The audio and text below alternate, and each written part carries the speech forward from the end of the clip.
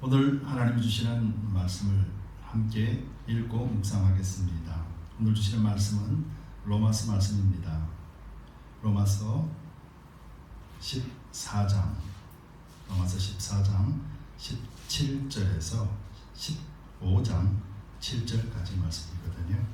이제 말씀이 좀 길지만은 함께 말씀을 읽고 그리고 서로를 용납하는 성숙한 신앙이라는 제목으로 함께 말씀을 나누도록 하겠습니다. 로마서 14장 17절부터 시작해서 15장 7절까지 말씀 우리 함께 천천히 읽겠습니다.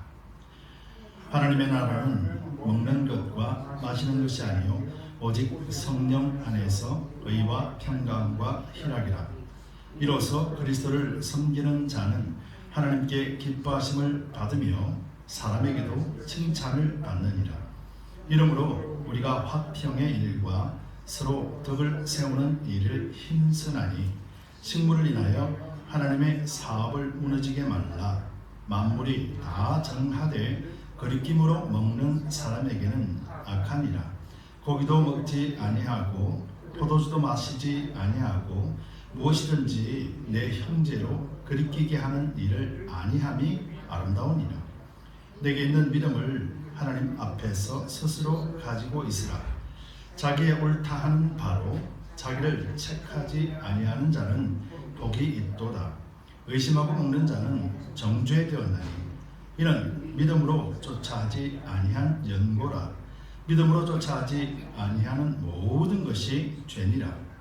우리 강한 자가 마땅히 연약한 자의 약점을 담당하고 자기를 기쁘게 하지 아니할 것이라. 우리 각 사람이 이웃을 기쁘게 하되 선을 이루고 덕을 세우도록 할지니라. 그리스도께서 자기를 기쁘게 하지 아니하셨나니 기록된 바 주를 비방하는 자들의 비방이 내게 미쳤나이다 함과 같으니라.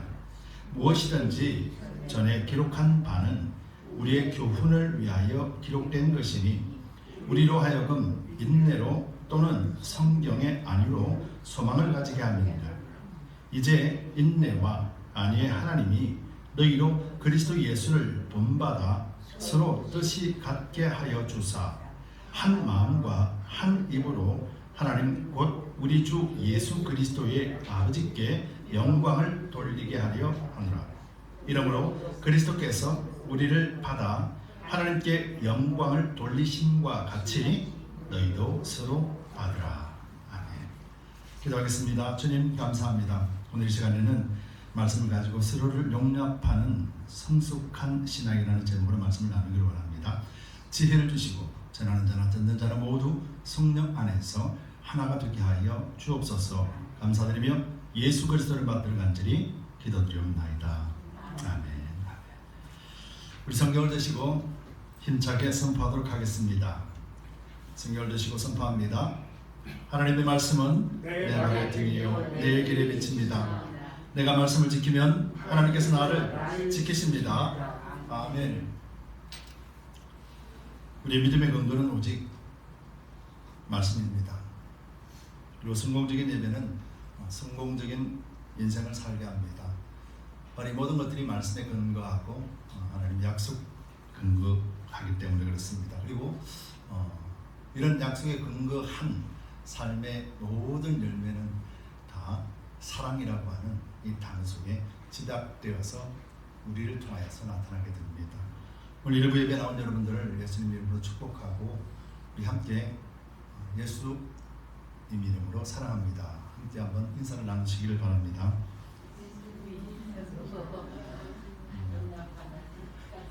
처음 하신 분들은 쑥스럽고 한 번씩, 두 번씩, 10번 하다 보면 이제 괜찮아지고요.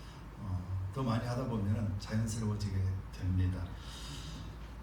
정말 여러분들을 예수 이름으로 환영하고 축복합니다.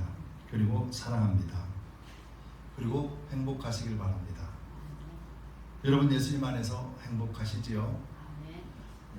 예수를 믿는데 예수님 안에서 행복을 모른다라면 우리는 예수님을 믿는 것이 아닙니다. 이렇게 단적으로 제가 이렇게 말씀을 드리는 것은 분명한 성경적인 이유가 있기 때문에 그렇습니다. 여러분, 우리는 얼마나 행복하고 또 얼마나 사랑하고 얼마나 미워하고 얼마나 저주하고 그렇게 살았는지 기억하는 사람들은 한 분도 안 계시리라 믿습니다. 그냥 아프고 즐겁고 했던 그런 감정들을 기억해도 우리가 의도적으로 사랑하고 또 미워하고 정죄하고 판단하고 있다는 것에 대해서 느끼거나 알고 하는 사람들은 거의 없습니다. 왜냐하면 이건 자연적인 감정에 의해서 나타나는 현상이기 때문에 그렇습니다.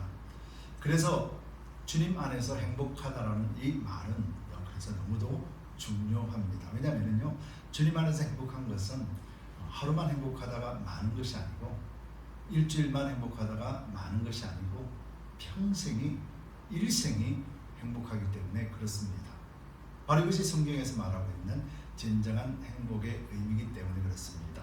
저는 가끔 설교하다가 또 이런 말씀을 드리긴 했었어요. 저는 목회를 시작할 때 어떤 분이 저에게 물었습니다. 목회를 어떻게 하시겠습니까? 라고 했을 때 제가 첫 마디가 이거였었습니까? 행복하게 목회하고 싶습니다. 그랬더니 그분 말씀이 목회를 안 하겠다라고 하시는 거군요 라고 이야기를 하시더라고요. 왜 목회가 힘들어야 되고 왜 목회가 행복해서는 안 되는가? 역으로 질문해 볼게요. 성도는 왜 행복하면 안 될까? 성도는 왜 힘들어야만 되는가? 또 이야기해 볼게요. 우리 신앙생활은 왜 행복하면 안 되지? 왜 우리 신앙생활은 매일 힘들고 어려워야 되지? 무엇 때문에 그렇지요? 이런 질문들을 한번 해보시기 바랍니다. 나는 지금 행복한가? 행복하지 않더라면 나는 지금 무엇을 하고 있는가? 한번 생각해 보시면 지나간 세월들이 참 많이 억울하게 느껴질 때가 있을 것입니다. 우리는 예수님을 믿고 그 순간부터 행복이라는 단어를 하나님 우리에게 주어줬어요. 그런데 그 행복이 무엇인지를 모르고 지금까지 살아왔다라면 우리는 하나님 주신 그 위대한 선물인 행복에 대해서 전혀 누리지 못하고 살았다라면 이보다 더한 억울함이 어디에 있겠습니까? 매일 말씀을 읽고 주일 예배를 드리고 매일 봉사하고 헌신하고 희생하면서도 이 행복을 모른다라면 과연 나는 무엇을 위해서 살았을까? 라는 질문이 마땅하게 나와야 되는 것이 아닐까 하는 것이죠. 이처럼 행복이라는 단어, 이것이 하나님이 우리에게 주신 것이에요. 그런데 이 행복이라는 단어가 단순하게 나 혼자만 가지고 되는 것이 아니라는 것이죠. 바로 관계를 통해서 이루어지게 돼요. 우리와 하나님의 관계, 바로 이것이 행복을 이루는 것이고요. 또 저와 여러분들의 관계, 바로 이것이 또 행복을 이루는 것입니다. 가족과의 관계, 이웃과의 관계, 사람과의 관계 속에서, 모든 관계 속에서 이 행복을 이루는 요소들이 있다는 것이죠. 그런데 우리는 이 행복의 요소들이 어디서 깨어지냐면 관계에서 깨어진다는 거예요. 행복해야 되는, 서로 행복해야 되는 이 관계가 무엇 때문에 깨어지고 말 것인가? 무엇 때문에 깨어지는가? 이런 부분에 대해서도 우리는 많은 생각을 해야 된다라는 것이죠. 여러분, 사람들의 마음, 특별히 인간에 대해서 이 그릇이라고 하는 비유를 많이 들어보셨죠? 여러분들은 어떤 그릇을 가지고 계십니까? 여러분들은 내 그릇은 한 요만큼 돼, 아니면 내 그릇은 이만큼 돼, 아니면 내 그릇은 요만해 라고 표현하실 수가 있나요? 사람들에게 그릇이라고 표현하는 것은 아마 그 사람의 성품이나 인격이나 삶의 방식이나 여러 가지 다양한 면에서 표현하는 것일 겁니다. 여러분, 그릇은 담는 것이거든요. 그릇은 담는 것이기 때문에 그릇이 크다라는 것은 많이 담는다라는 의미겠지요. 이 말은 관계 속에서 그릇이 크다라는 것은 많은 사람들을 담을 수 있다라는 것이죠. 사람을 담는다라는 것이 아니라 그 사람과의 관계 속에서 내가 담을 수 있는 범위가 넓다라는 것이겠지요. 바로 이것이 큰 그릇이라 말하는 것이고, 결국은 그 삶에 지대한 영향력을 끼치게 되는 것이 바로 그릇이라고 하는 범위죠. 여러분들의 그릇은 얼마만큼 되어 있습니까? 아마 본인 스스로가 요만한 그릇이라고 표현하는 사람은 없을 거예요. 내 그릇은 이만하다라고 생각하실 겁니다. 그리고 여러분들은 이만한 그릇으로 만들어 놓으셨어요. 하나님이 점점 삶 속에서, 관계 속에서 좁혀지고 좁혀지다 보니 오늘 요만한 그릇으로 가지고 있는 것처럼 보일 뿐이라는 것이죠. 이처럼 관계 너무도 중요합니다. 그렇기 때문에 어느 누구의 책임이다라고 말하기 이전에 우리는 우리 자신들을 먼저 돌아볼 줄 아는 것이 이 모든 관계와 이 그릇들이 회복되어지는 중요한 것이라는 사실을 우리가 잘 이해를 했으면 좋겠습니다. 오늘 본문에서는 이런 말씀이 있어요. 강한 자와 약한 자라는 말씀이 있습니다. 15장 1절에서 우리 강한 자가 라고 하면서 약한 자에 대해서 비유를 말씀하고 있죠. 아마 이 강한 자와 약한 자, 이 성경의 의미는 강한 자는 영적으로 하나님을 바라보고 믿음으로 살려고 하는 사람이 강한 자요, 약한 자는 하나님보다도 세상을 향해서 살고 있는 사람들의 모습을 의미적으로 표현하고 있는 것이 바로 강한 자와 약한 자의 표현이죠. 그러면 이제 그릇으로 비유해 본다라면 강한 자는 더 많은 것을 담을 수 있는 큰 그릇을 가지고 있는 자요, 그리고 약한 자는 아주 조그만 그릇을 가지고 있으며 나 혼자도 감당할 수 없는 그런 지경에 있는 사람이 아닐까 하는 생각을 해봐요. 성경에도 보면요, 이 큰 그릇이 있는 사람들과 작은 그릇들이 있는 사람들의 비율이 참 많이 있습니다.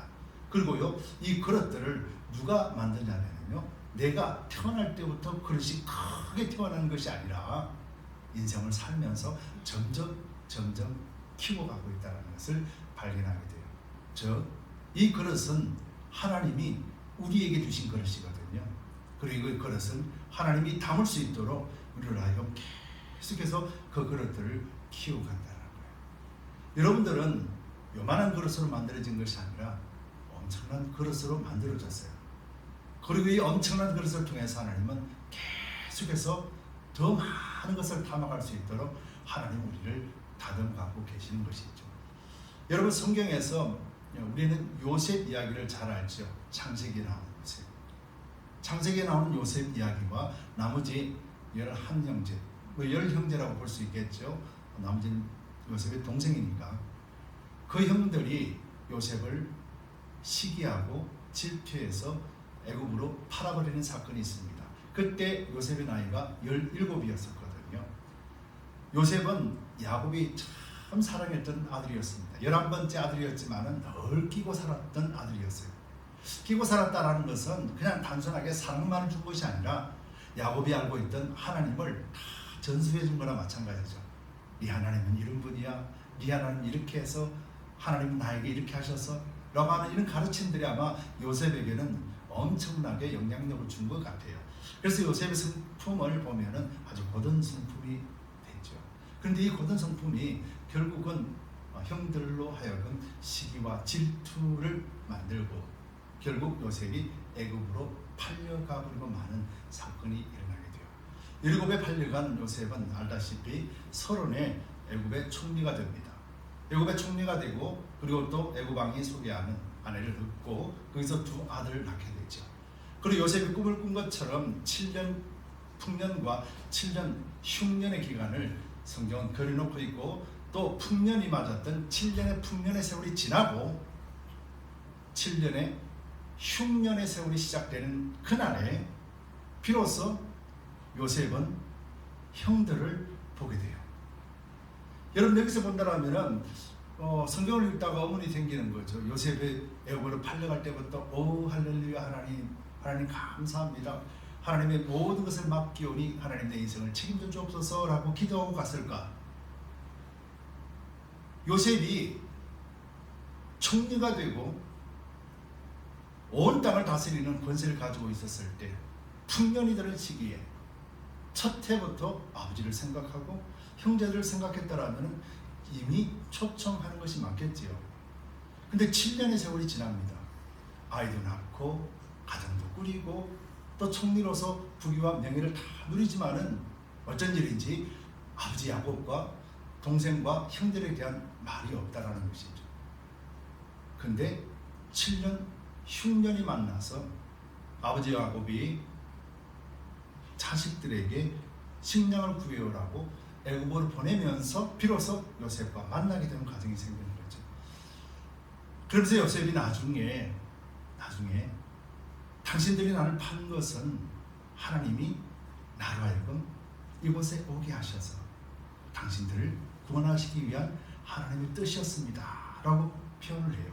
근데 이 표현하기 이전에 두 번을 아주 통곡을 하면서 우는 장면들이 나와요. 뭐 때문에 울었을까? 제 개인적인 생각은 그랬을 거예요. 분통해서 울었을지도 몰라요. 하나님 왜 내가 저들을 용서해야 됩니까? 아마 이런 마음도 있었을 거예요.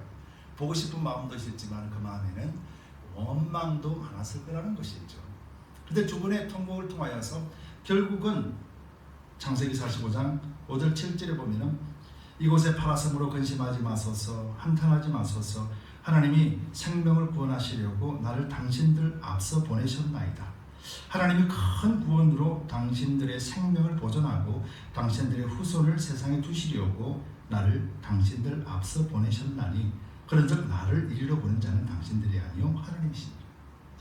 요셉이 이 고백을 할 수 있도록 하나님은 13년간의 그 시간뿐만 아니라 또 7년간의 20년을 통틀어서 하나님은 어떻게 역사하셨는가를 한번 묵상해 보면 하나님이 이 요셉이라는 그릇을 하나님이 어떻게 다듬어 가셨고 만들어 가셨고 궁극적으로는 형제들을 용서할 뿐만 아니라 모든 이스라엘 백성들을 애굽 땅에서 인큐베이터 안에서 기르는 엄청난 복된 통로가 되었음을 발견하게 되는 것이죠. 우리는 요셉을 통해서 이 큰 그릇을 하나님이 만드셨음을 고백하게 됩니다. 여러분, 이걸 통해서 우리는 강한 자라는 것이 어떻게 삶을 살아가는 것이 결국은 하나님 앞에 기쁜 삶을 사는 것인가를 보게 되는 것이죠. 여러분, 오늘 본문은 아마 이런 말씀을 하고 계신 것 같아요. 본문에서는 이제 사도 바울이 로마서를 쓰면서 그렇게 말합니다. 음식을 먹는 문제에 관하여서 아마 논쟁이 있었던 것 같아요. 그럴 때 먹는 사람, 즉 우상에 절했던 음식 어떻게 하냐고요? 그 당시에는 시장에 파는 음식들이 다 그런 음식들이었는데 음식을 사서 먹습니다. 근데 눈치를 보고 먹는다라는 것이 있죠. 사람이 없을 때는 먹고 그리고 또 사람이 있을 때는 안 먹는 척하는 그런 모습들, 그런 모습들에 대해서 이렇게 말하는 것이죠. 그러면서 너무 중요한 말을 해요. 하나님의 나라는 먹는 것에 있지 않다. 하나님의 나라는 성령 안에서 누리는 의와 평강과 희락이다 라고 말하면서 하나님의 나라에 대해서 말씀하고 있는 거예요. 하나님의 나라는 예수 그리스도가 임한 것을 이야기하는 거잖아요. 예수님 믿는 사람들, 예수님이 임한 사람들은 먹고 마시는 것에 따라서 그 신앙이 옳고 그르다라고 말하는 것이 아니라 먹고 마시는 것, 즉 그것을 판단하고 정죄하면서 옳다 그르다를 말하는 것이 아니라 예수 그리스도 안에 있는 사람들의 그 삶 자체가 의와 평강과 희락이라는 거예요. 즉 나는 그리스도 안에서 구원받은 백성임을 확신한 그 믿음 속에서 하나님 주시는 샬롬이 넘치게 되고 그 샬롬으로 인해서 나타나는 기쁨과 즐거운 삶이 자동적으로 나타난다라고 말하는 것이에요. 여러분, 이것이 그리스도 안에서 진정한 행복하게 살아야 되는 이유인 것이죠. 우리가 예수를 믿는다면 행복할 수밖에 없어요. 예수를 믿으면 행복할 수밖에 없어요.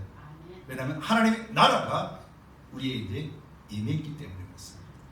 그럼 우리는 뭘 해야 될까요? 하나님의 나라가 임했다라면 나는 행복하지 않다라면 우리는 무엇을 보아야 될까요? 바로 하나님의 말씀 안에서 나는 과연 바른 신앙의 길, 바른 믿음으로 가고 있는가를 봐야 된다는 것이죠. 여러분, 저는 참 많은 사람들을 보았습니다. 그리고 많은 사람들 대부분은요, 거룩하고 하나님을 믿고 놀라운 역사를 경험한 분들조차도 이 범주에서 벗어나지 못하는 것을 보았습니다. 사람들 앞에서는 거룩하고 사람들 앞에서는 신앙이 좋고 사람들 앞에서는 그렇게 보입니다. 근데 그분 내면 속에는 전혀 기쁨이 없어요. 형식적이고 종교적인 것밖에 없는 거예요. 하나님을 무서워합니다. 나 이렇게 살면 하나님한테 벌 받지, 뭔가를 조금 잘하면 나 하나님 앞에 칭찬받을 수 있겠지, 이런 범주에서 벗어날 수가 없는 거죠. 신앙생활을 20년, 30년, 50년, 60년, 때로는 80년 이렇게 하신 분들도 바로 이것에서 벗어나지 못하는 것을 보면 아무도 안타까운 거예요. 신앙생활이 그것이 아닌데, 그런데 우리는 그 속에 사로잡혀 있는 거죠. 마치 오늘 본문 속에서 나와 있는 것처럼 식물을 먹는 자, 즉, 야, 그거 먹으면 안 돼. 야, 그 믿음이 있다면서 그거 먹는 거니? 너 신앙생활 한다면서 이렇게밖에 못하니? 라고 하는 사상과 생각들, 그 범주 속에서 살아가는 사람들이 너무도 많다는 거예요. 여러분, 저와 여러분들은 그런 범주에서 이제는 뛰어넘어서 그리스도 안에서, 십자가 안에서 완전한 구속, 완전하게 우리를 구원하신 하나님의 사랑 안에 있다는 사실을 깨닫고 이제는 그 범주를 뛰어넘으시기 바랍니다. 그리고 그 안에서 고통 속에 살지 마시고 이제는 그 범주를 뛰어넘는 행복한 기쁨의 삶을 살아내시길 바랍니다. 그 고통의 삶에 대해서 오늘 성경은 이렇게 말하고 있습니다. 22절에 보면은요, 23절, 22절, 23절에 보면은 내게 있는 믿음을 하나님 앞에서 스스로 가지고 있으라. 믿음을 지키라는 거예요. 믿음을 잘 보라는 거예요. 자기의 옳다 하는 바로 자기를 책하지 아니하는 자는 복이 있도다. 이게 무슨 말일까요? 자기의 옳다 하는 바로 자기를 책하지 않는 자는 복이 있도다. 이 말인 거예요. 예를 들어서 음식을 먹는 부분에 대해서 이야기하는 거예요. 당신은 믿음이 있다고 하면서 왜 우상 섬기는 음식을 먹고 있어요? 라고 말하는 거예요. 자기는 옳다라고 얘기했어요. 그런데 자기가 옳다는 그것으로 인해서 예수님으로부터 구원받은 이 구원을 부인해버리는 것이다. 이 말을 하고 있는 거예요, 지금. 자기가 부정하다라고 이야기하는 거예요. 하나님이 거룩하다고 하는 것을 자기가 부정하다라는 거예요. 여러분 한번 잘 볼까요? 내가 미운 사람 있잖아요. 뭐든지 다 믿어요. 미워요. 숨 쉬는 것조차 미워요. 그런데요, 저 편에 있는 사람은 이 사람을 너무 사랑해요. 숨 쉬는 것조차도 사랑해요. 여러분, 미워하고 사랑하는 감정은요, 그 사람이 아니라 결국 나라는 사실을 보게 되는 거죠. 너 그거밖에 신앙생활 못해? 라고 하는 사람은요, 자기 신앙이 그거밖에 안 되는 거예요. 자기가 괴로운 거예요. 자기는 이렇게 하면 하나님 앞에 칭찬받을 것 같고 이렇게 하면 저주받을 것 같고, 그러니까 저 사람도 저렇게 하면 저주받을 텐데 저렇게 하면 칭찬받을 텐데 라고 하는 것인데, 내가 보는 것이 그 사람의 신앙이요, 내가 보고 말하는 것이 그 사람이라는 거예요. 즉 예수 안에서의 참된 자유를 누리지 못하고 느끼지 못하고 비판하고 판단하고 정죄하는 것, 바로 이것을 말하는 거예요. 여러분, 우리는 이런 신앙생활 속에서 사로잡혀 있는 사람들이 너무도 많습니다. 오늘도 있어요. 여러분 주변에 한번 돌아보십시오. 이것 때문에 괴로워합니다. 본인이 아니라 그러면 다 아닌 거예요. 본인이 아니라 그러면요, 그 사람이 아니어야 돼요. 성경은 그렇게 말하고 있는 거죠. 내가 아니라고 했으니까 내가 정죄하는 거예요. 자, 이것이 오늘 이 말이에요. 바로 자기를 책하지 아니하는 자는 복이 있도다. 이 말이 무슨 말이에요? 자기를 책망하지 않습니다. 그런데요, 내가 보는 것이 나쁘다라고 보면은요, 그 마음이 뭐예요? 이미 나쁘다라고 결정되어졌다라는 거예요. 이것이 자기를 책망하는 거라는 거예요. 이것이 자기를 책한다라는 말이 의미예요. 여러분, 그렇기 때문에요, 우리가 어떤 눈으로 바라볼 것인가, 예수님의 눈으로 바라볼 것인가, 내 육체의 눈으로 바라볼 것인가, 너무도 중요하다라는 것이죠. 여러분, 남이 미워집니까? 그러면 여러분 다시 한번 자기 자신을 보시기 바랍니다. 예수님이 나를 사랑하신다라고 말하면서 나는 사람들을 미워한다라는 것은 결국 나는 예수님을 사랑하지도 않고 예수님의 사랑을 믿지도 않는 것과 같은 의미라는 거예요. 우리는 이런 신앙을 갖고 있어야 되는 거죠. 그래서 성경 말합니다. 하나님의 나라는 먹는 것과 마시는 것이 아니라, 이 말이 무슨 말입니까? 하나님의 나라는 정죄하고 비판하고 판단하는 것이 아니라는 거예요. 하나님의 나라는 내가 옳다 그르다라고 말할 수 있는 것이 아니라는 거예요. 하나님의 나라는 하나님 안에서 내가 의로움을 받았다라는 것처럼, 내가 여러분들을 보면은 여러분들이 다 의인처럼 보이는 거예요. 예수님 안에서요. 이해가 되십니까? 여러분들은 다 하나님의 의인이고 하나님의 사랑받아 마땅한 사람들이고 여러분들은 행복해야만 되는 사람이라고 저는 본다라는 거예요. 하나님의 평안이 바로 그 마음, 그 믿음 안에 샬롬의 평안이 있는 거예요. 저 사람을 봐도 행복하고 저 사람을 봐도 행복한 것이죠. 기쁨은 여기서 나타나는 거예요. 저는 요즘 이 날씨만 봐도 너무 뭐라 그러죠? 그렇다고 60이 넘어서 여성 호르몬이 많이 나와가지고 눈물이 납니다. 그런 건 아니고요. 날씨를 보면 너무너무 어떤 면에서는 황홀하다 그럴까요? 너무너무 신기한 거예요. 공기도 아름답고 날씨가 너무너무 그런 거예요. 와닿는 느낌이 너무너무 좋은 거예요. 하나님 너무너무 감사해요. 숨쉬는 것도 감사해요. 사람들이 너무 감사해요. 두드림 교회 가족들이 너무너무 감사해요. 얼굴 보면서 너무너무 감사해요. 여러분 원래 저 그런 사람 아니란 말이에요. 원래는 그런 사람이 아니었다는 거죠. 그런데 예수님을 그 사랑을 알고 경험하고 그 사랑이 얼마나 큰 것인가를 알면 알수록 하나님이 만드신 모든 것들이 다 사랑스럽고 귀하게 여기는 거예요. 내 마음으로 보는 것이 아니라 하나님 주신 마음으로 보게 되니 모든 것이 아름다운 것이죠. 결국 그 사랑이 그 마음이 나도 책망하지 않고 다른 사람도 책망하지 않는 것과 같다라는 것이죠. 바로 이것이 성령 안에서 누리는 의와 평강과 희락이요. 오늘 15장 1절에서 나오는 강한 자라는 것을 의미하는 거죠. 여러분 싸워서 이기는 자가 강한 것이 아니고요. 우리 마음속에 그 그릇들이 커서 모든 것을 담을 수 있는 자가 강한 거예요. 여러분 태평양, 대서양, 오대양을 보십시오. 그곳에 아주 큰 배가 빠져도 흔적도 없습니다. 다 받아들인다는 거죠. 여러분들 마음이 태평양같이 넓어지시기를 예수님 이름으로 축복합니다. 이렇게 됐을 때 강한 자가 마땅히 연약한 자의 약점을 담당하고 자기를 기쁘게 하지 아니할 것이라 라고 말하는 것이죠. 그러면서 뭐라고 합니까? 우리 각 사람이 이웃을 기쁘게 하되 선을 이루고 덕을 세우도록 할지니라. 예수님을 믿는 사람은요, 성령 안에서 의와 평강과 희락이 있는 사람은 나만 기뻐하는 것이 아니에요. 왠줄 아십니까? 이 기쁨은 내 것이 아니라 하나님 주신 기쁨이기 때문이에요. 그래서 에베소서에 말하는 충만이, 이 기쁨이 충만이 어떻게 돼요? 자동으로 흘러가는 거예요. 자동으로 기쁩니다. 그러니까 어떻게 돼요? 옆 사람에게도 행복이 증가되는 거죠. 쟤 왜 저렇게 좋아해? 이해 못하는 사람들 그렇게 할 줄 모릅니다. 그러나 이 기쁨이 기쁠 때 뭐가 변합니까? 말투가 변하게 되는 것이죠. 믿음의 언어가 나오게 되는 것이죠. 여러분 믿음의 언어로 말한다면 싫어할 사람이 있습니까? 한 명도 없습니다. 바로 이것이 이웃도 기쁘게 하고 선을 이루는 거예요. 오늘 본문 속에서도 그렇게 말씀하고 있습니다. 17절 다시 돌아가 보면은요, 하나님의 나라는 먹는 것과 마시는 것이 아니오 오직 성령 안에서 의와 평강과 희락이라 하면서 18절에 뭡니까? 이로써 그런 사람은 그리스도를 섬기는 자는 하나님께 기뻐하심을 받으며 누구에게도요? 사람에게도 칭찬을 받습니다. 여러분 이거 잘 생각해야 돼요. 사람에게도 칭찬받는다라는 의미는 다른 것이 아니에요. 왜? 예수님도 사람들에게 핍박을 받았고 제자들도 핍박을 받았고 죽임을 당했어요. 이 영적인 이야기를 하는 것이 아니고요. 우리 삶의 모습을 이야기하는 거예요. 여러분 우리가 기쁘게 살면은요, 맨날 같이 안달복달 안 하고 맨날 같이 그냥 나쁜 말 안 하고 사람들 사이에서도 항상 기쁘게 살고 항상 좋은 말하고 항상 긍정적인 삶을 사는 사람을 싫어하는 사람이 있습니까? 한 명도 없어요. 우리 그리스도인은 그렇게 되어야 된다는 것입니다.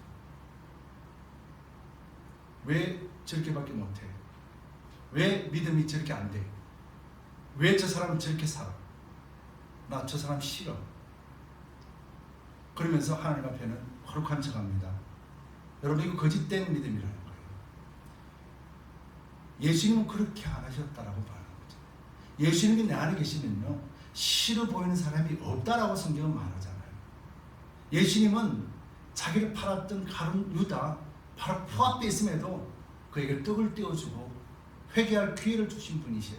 자기를 3번 부인했던 베드로를 직접 찾아가셔서 그를 일꾼 만드신 분이세요.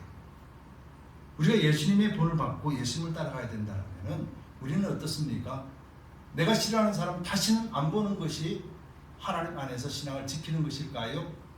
내가 미워하는 사람 다시는 상대하지 않는 것이 하나님 안에서 내 믿음을 지키는 일일까요?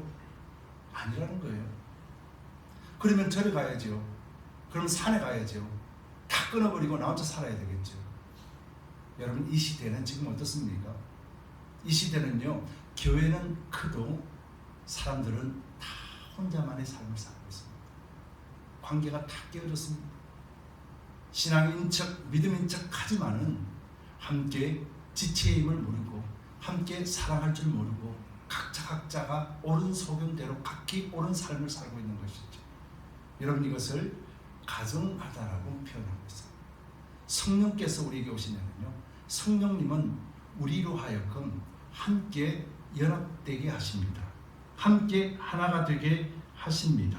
그렇기 때문에 하나님 안에 있는 자들은요, 결국은 하나가 될 수밖에 없는 것이에요. 성경은 이렇게 말하죠. 15장 5절 6절 이제 인내와 안위의 하나님이 너희로 그리스도 예수를 본받아 서로 뜻이 같게 하여 주사. 무슨 뜻이에요? 성령 안에서 누리는 의와 평강과 희락을 함께 누리고 함께 강한 자가 되어져서 약한 자를 받을 수 있는 마음으로 하나가 되게 하셨다. 서로 뜻이 같게 하여 주사 한 마음과 한 입으로 하나님 곧 우리 주 예수 그리스도의 아버지께 영광을 돌리게 한다. 영광이 무엇이겠습니까? 하나님 찬양해요. 할렐루야 찬양 받으세요. 그럼 영광 받으시나요? 저 사람 미워 죽겠는데 그 해결하지 못하고 저 사람 다시는 안 보면 좋겠는데 그 마음 해결되지 못하고 미워하고 정죄하는 마음이 해결되지 못했는데 하나님 앞에 나가지고 오 주여 한다라고 하나님이 받으시는가 하시는 것이죠. 하나님은 절대로 안 받으십니다. 하나님을 사랑하는 자는 이웃을 사랑하는 것이 마땅하다라고 성경은 말씀하고 있습니다. 여러분, 그래서 4절 말씀에 뭐라고 되어 있습니까? 무엇이든지 전에 기록한 바는 우리의 교훈을 위하여 기록된 것이다. 우리가 보고 배우는 것이다. 우리로 하여금 인내로 또는 성경의 안위로 소망을 가지게 합니다. 우리가 하나님 안에서 예수님의 발자취, 제자들의 발자취, 믿음의 성인들의 발자취, 가깝게로는 믿음의 어머니, 믿음의 아버지의 발자취, 가깝게는 믿음으로 앞장서가는 사람들을 본을 보고 따라가는 것이 마땅한 일이죠. 여러분, 제가 얼마 전에 이런 방송을 하나 봤어요. 왜 젊은 사람들 20대 30대가 교회를 떠나는가. 근데 어떤 목사님이 이런 말을 하더라고요. 기성세대의 잘못이다. 기존 교회가 잘못이다. 그분이 목사님이세요. 근데 저는 그 말을 용납이 안 돼요. 기성세대가 어떻게 하면은 20대 30대가 예수님을 믿을 수 있을까요? 교회가 어떻게 해주면은 20대 30대가 교회를 안 떠나고 예수님을 믿을 수 있을까요? 그들에게는 복음을 듣지 않았나요? 그들은 성경이 없나요? 그들은 교회 공동체가 어떤 것인지 가르침을 받지 못했나요? 그들은 부모를 어떻게 섬기고 그들은 교회 안에서 어떻게 행하라고 어릴 적부터 교육받지 않았나요? 근데 왜 이것이 기성세대 교회의 책임으로 돌려버리지요?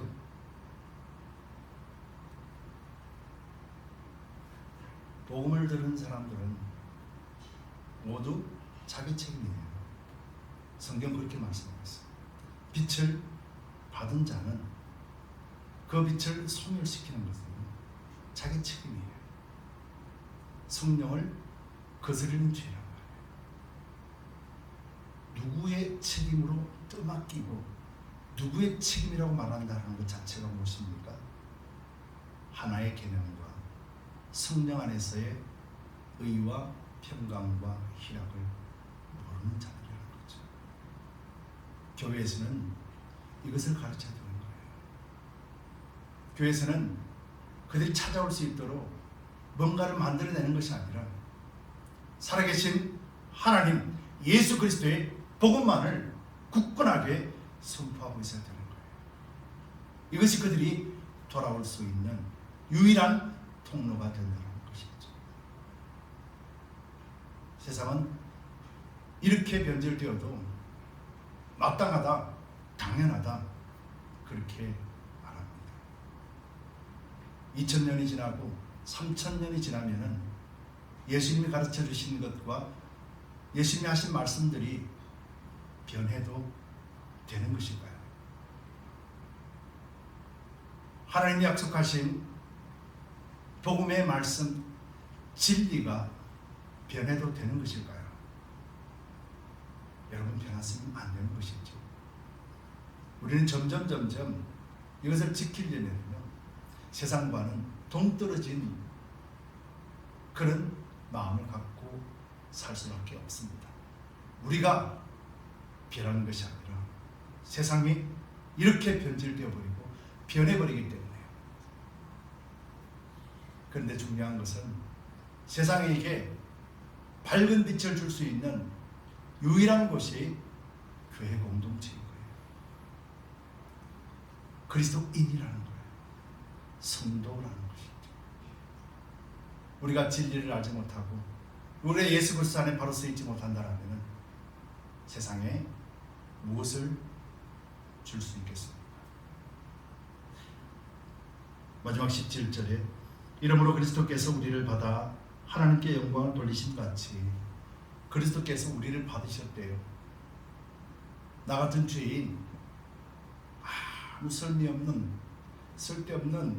그런 존재 같은 나를 예수님이 받으셨대요. 그럼 오늘 저와 여러분들이 나보다도 못하고 별 볼 일 없는 사람처럼 보이는 사람들, 나도 받아들이는 것이 마땅하지 않겠습니까? 예수님이 나를 받으신 것 같이 너희도 서로 받으라. 이것이 강한 자요, 이것이 성령 안에서 의와 평강과 희락을 누리는 자의 모습이라는 것을 로마서를 통해서 말씀하고 있습니다. 여러분, 참으로 내 신앙은 건강한가? 우리가 먼저 질문해 보고 또 서로를 용납하는 그런 성숙한 신앙이라는 것이 어떤 모습인가를 우리가 한번 다짐하길 바랍니다. 오늘 본문 속에서 나와 있는 것, 내가 행복하지 않다라면 누구의 탓이 아니라 내 속에 그리스도의 역사하심이 없다라는 것을 알고 하나님 앞에 겸손하게 엎드려 회개함을 통하여서 완전하게 회복하여다. 하나님의 그 평강과 기쁨을 하나님 다시 누릴 수 있도록 하나님 나를 인도해 주옵소서라고 간구합시다. 이 시간 한번 우리가 짧게 한 1분 정도 함께 기도하기를 원합니다. 나는 행복한가? 행복하지 않다라면 무엇 때문인가? 이제 이유를 알았습니다. 이제 하나님, 내가 의인된 자임을 알고 하나님 주시는 평강과 희락의 삶을 살 수 있도록 성령님 나를 온전하게 주관하여 주옵소서. 우리 한번 1분간 기도하겠습니다.